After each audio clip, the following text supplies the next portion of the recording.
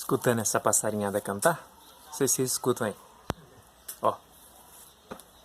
Agora eu vou ensinar vocês como é que imita passarinho.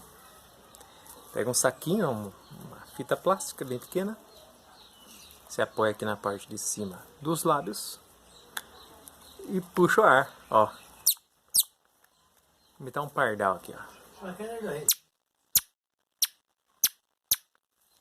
Vou imitar aqui um canário.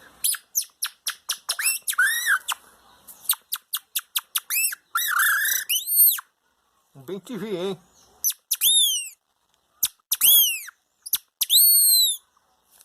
Olha lá, os passarinhos estão respondendo. Eu vou tampar aqui para ficar como se estivesse longe.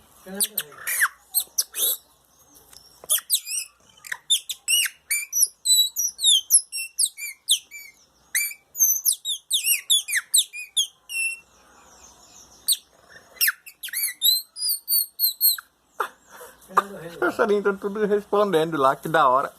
Olha lá.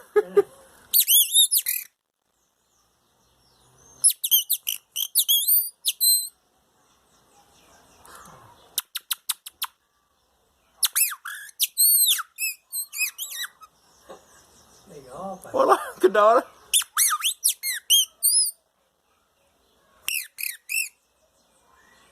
Olha lá. Tá escutando respondendo?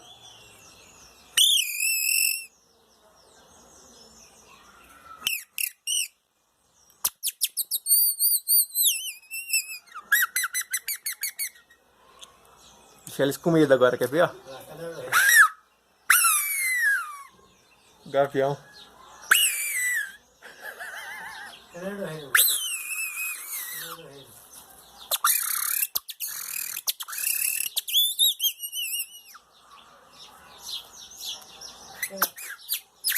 Cadê o rei?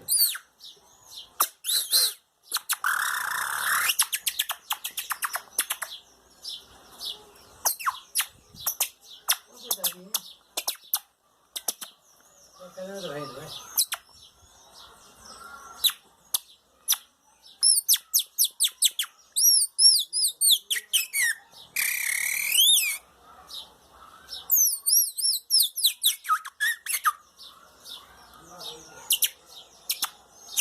Cadê o rei?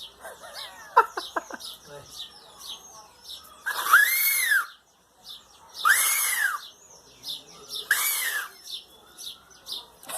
Vira aí, pessoal, como é que imita passarinho, né? Muito bem.